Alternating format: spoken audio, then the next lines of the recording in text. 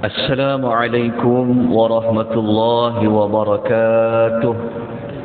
Alhamdulillah wassalatu wassalamu ala Rasulillah wa ala alihi wa sahbihi wa man walah, amma ba'd.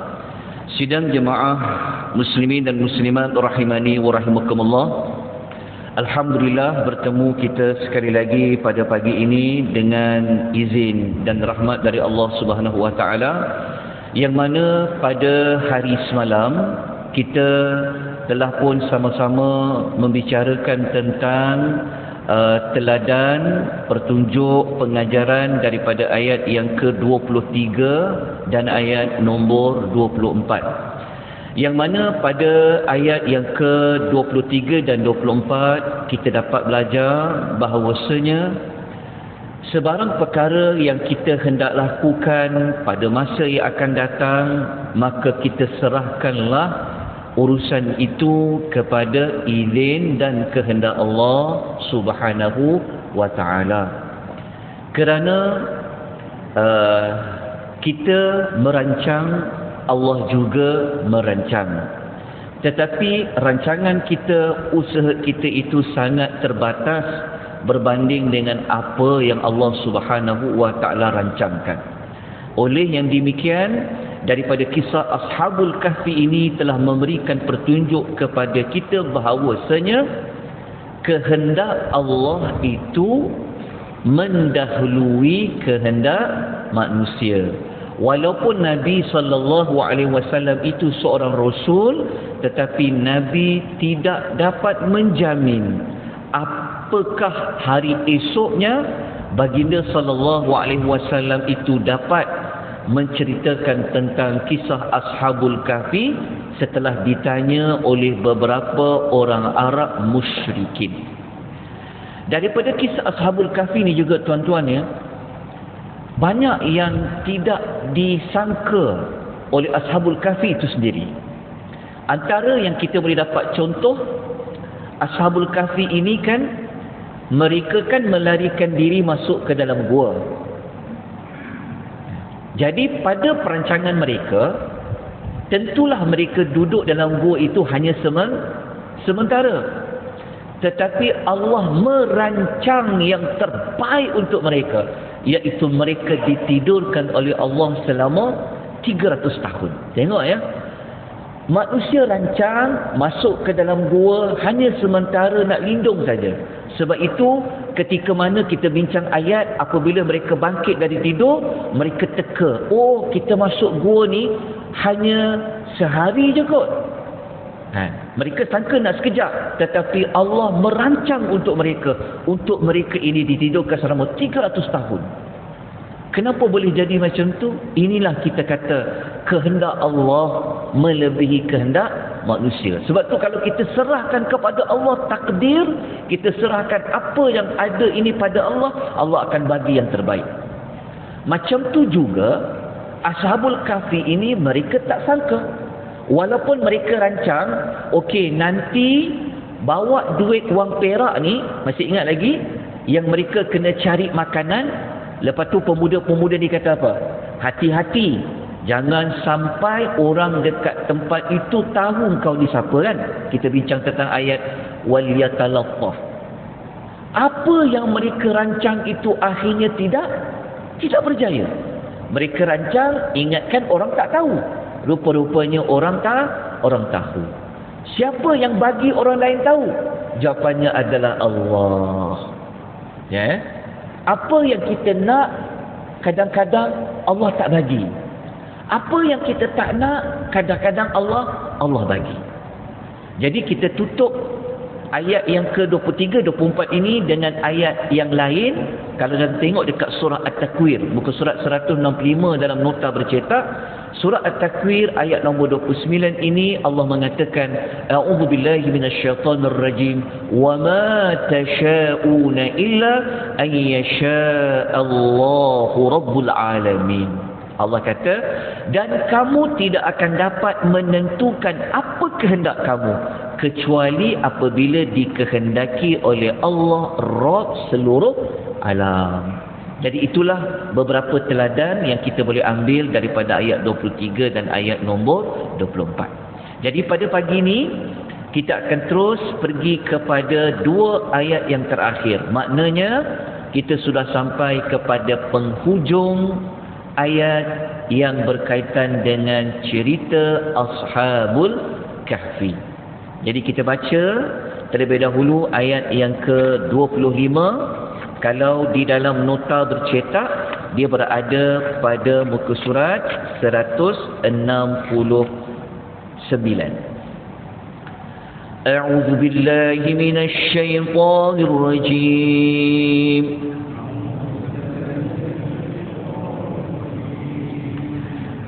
وَلَبِثُوا فِي كَهْفِهِمْ 300 سِنِينَ وَازْدَادُوا 9.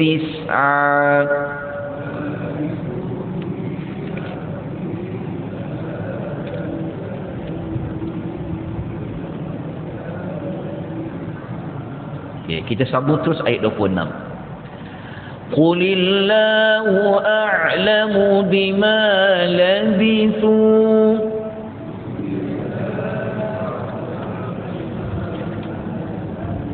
لَهُ غَيْبُ السَّمَاوَاتِ وَالْأَرْضِ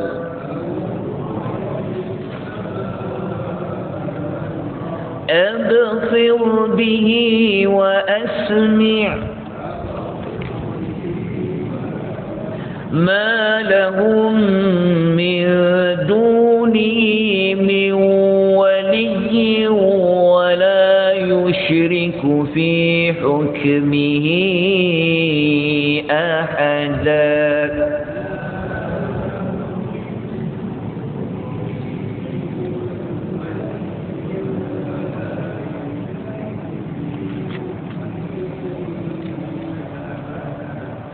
Okay, kita kembali kepada ayat yang ke-25. Okay. Ayat nombor 25 ni Allah menceritakan kembali tentang Ashabul Kahfi. Yang mana Allah mengkhabarkan kepada Rasulullah sallallahu alaihi wasallam setelah Rasulullah ditanya tentang Ashabul Kahfi. Allah memberitahu walabithu fi kahfihim, dan mereka telah tidur di dalam gua mereka 300 selama 300 tahun, wazdadu 9 dan 9 lagi tahun. Jadi ayat ni Allah Subhanahu wa taala memberitahu, setelah orang-orang Arab bertanya, mungkin ada orang Yahudi akan bertanya, berapa lama mereka tidur? Maka Allah memberikan jawapan, oh mereka itu tidur selama 300 tahun dan ditambah lagi 9 tahun. Maknanya ayat ni bagi tahu mereka tidur 300 tahun mengikut bulan Syamsiah. 309 tahun ditambah 9 tu maksudnya ditambah lagi menjadi 309 tahun adalah mengikut kalender Qamariyah. Kita panggil kalender Hijrah 309, kalau kalender Masihi 300 tahun. Kenapa Allah bagi tahu? Sebab kalau kita kembali melihat macam mana cerita Ashabul Kahfi ini dia diceritakan oleh Allah, kerana ada pertanyaan. Mereka nak testing, Muhammad ni Nabi ke? Jadi kalau Nabi SAW ini betul-betul Rasul, maka dia tahu kisah Ashabul Kahfi. Jadi kalau mengikut Ahlul Kitab, mereka tahu 300 tahun sebab kiraan biasa kan, Masihi. Tapi macam mana boleh ditambah 9 tahun? Siapa yang ajar kepada Nabi SAW? Sedangkan dalam sejarah, kalender hijrah belum lagi ada pada zaman Nabi. Kita belajar sejarah kalender hijrah ni, dia berlaku pada zaman Sayyidina Umar Al-Khattab radhiyallahu anhu. Contoh. Tapi macam mana Nabi tahu? Sampai Nabi boleh tahu spesifik tu 300. Lepas tu 309 tahun. Ini memberikan mesej bahawasanya Nabi Muhammad sallallahu alaihi wasallam ini adalah seorang rasul. Okey, kemudian berdasarkan ayat 25 ni, pengajaran dia adalah di sini Allah mengiktiraf boleh guna kalender Masihi, boleh juga menggunakan kalender Hijrah. Dan alhamdulillah bulan ni tarikh dia sama. Kan? 5 Julai bersamaan dengan 5 Zulhijjah. Maknanya tuan-tuan nak pakai yang mana satu, dua-dua pun boleh. Sebab Al-Quran menceritakan dua-dua. Jadi kita taklah boleh kata kalender Masihi ni tak Islamik lah. Tak boleh. Dua-dua itu diguna pakai dalam hidup manusia. Okey. Cuma dalam ibadat kena selalu ambil perhatian tentang kalender hijrah. Kalender hijrah kena dikedepankanlah. Sebab kalau kita nak berpuasa, kita melinduk kalender hijrah. Okey. Baik, kita terus pergi kepada ayat yang ke-26. Ni ayat terakhir kisah Ashabul Kahfi. So ayat 26 ni Allah Subhanahu wa taala diperintahkan, Allah memerintahkan Nabi. Allah kata apa? Qul, Allah kata, katakanlah, Allahu a'lamu bima labisu. Allah itu yang lebih mengetahui tentang lama masa mereka tidur. Okey. Kalau kita perhatikan ayat 26 ni, mula-mula ayat 25 Allah beritahu kan 309 tahun. 300 atau 309 tahun. Tiba-tiba dekat ayat nombor 26 Allah kata katakanlah ni maksudnya kalau ada orang bertanya, kalau ada orang tanya spesifik lagi, ikut pandangan engkau Muhammad, berapa mereka tertidur? Jadi Allah bagi satu kaedah.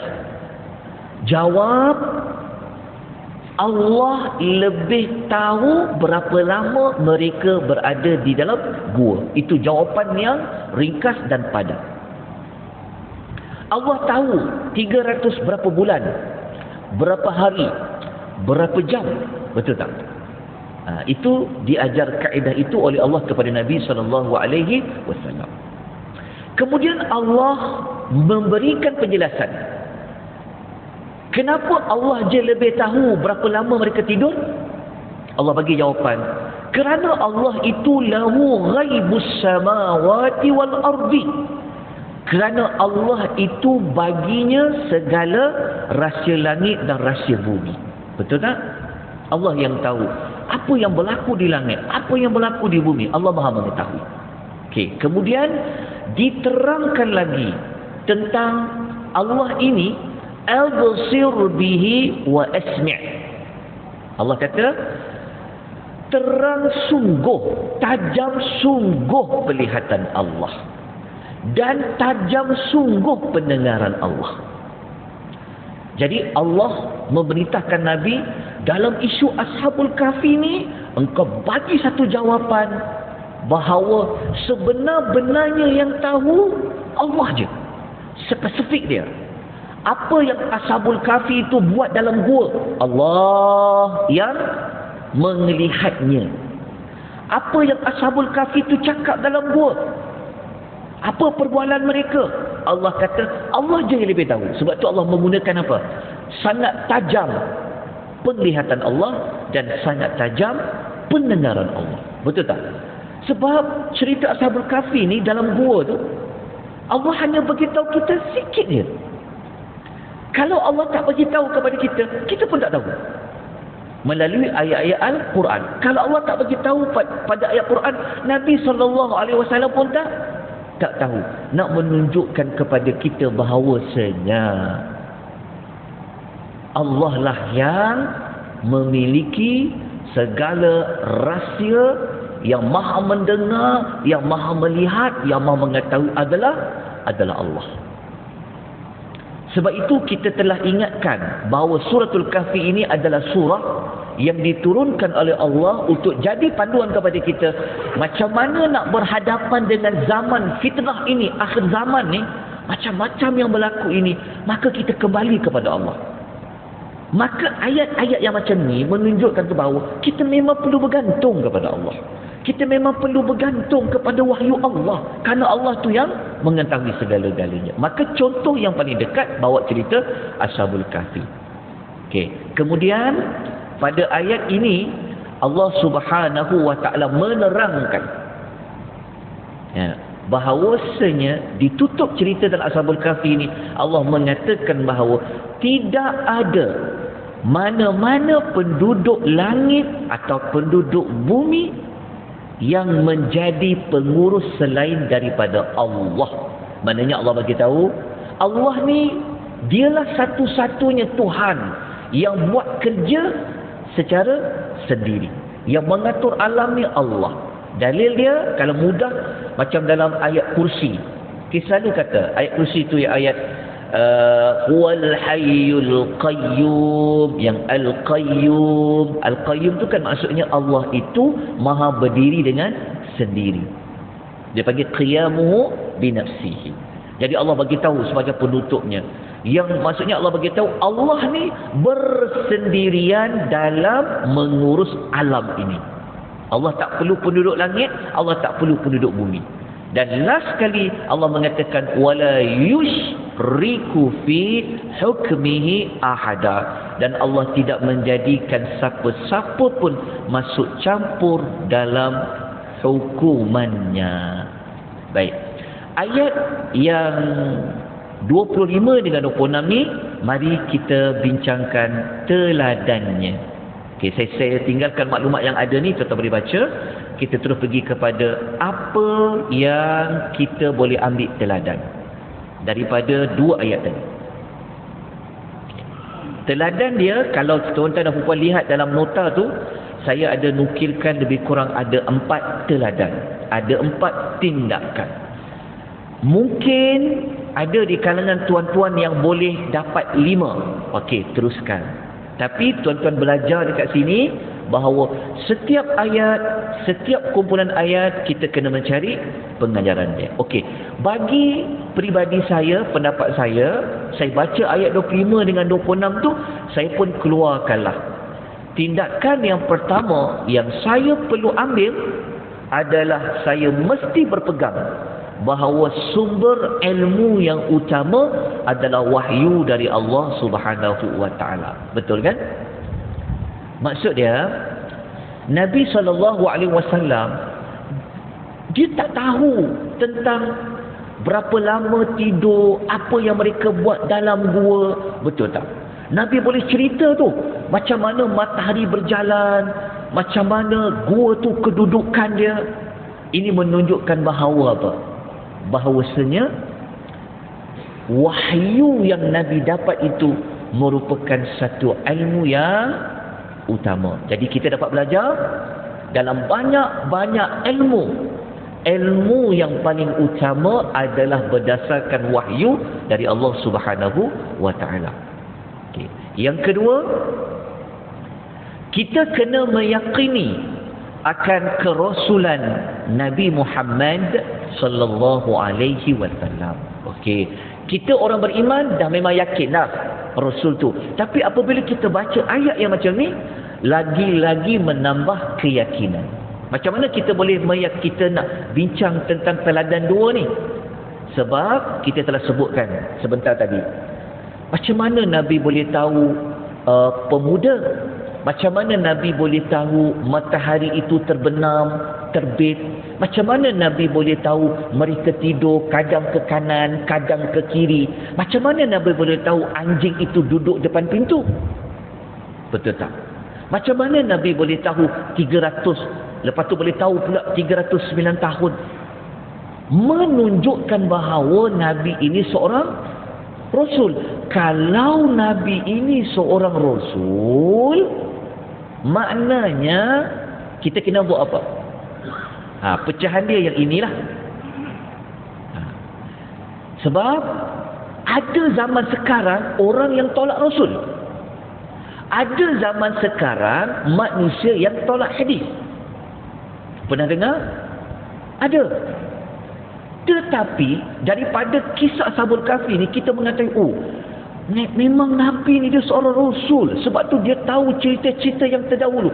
Kalau kita dah tahu Nabi ni seorang Rasul, apa kita kena buat? Kita kena buat apa? Inilah tindakan-tindakan dia. Yang pertama, kita kena tasdiqu fima akhbar. Kita kena membenarkan apa-apa yang baginda sampaikan. Sebab zaman sekarang ada orang meragui hadis. Ada zaman sekarang orang yang meragui hadis. Dia tak terima hadis tu. Ada. Dia kata seolah-olah hadis ni macam dia punya keabsahan dia itu boleh dipertikaikan. Jadi daripada apa yang kita belajar ni, apa yang Rasul sampaikan kita terima. Tak perlu kita soal panjang. Logik ke? Tak logik ke? Applicable ke? Tak applicable ke dengan zaman? Tak. Ini Rasul yang sampaikan. Kenapa kita kena terima? Kerana Rasul itu adalah, Nabi itu seorang Rasul. Okey, ada beberapa lagi perkara yang kita kena buat. Yang ini kita kena sambung insya-Allah pada esok hari. Jadi besok merupakan penutup bagi kisah Ashabul Kahfi dengan beberapa lagi tindakan yang kita akan perincikan.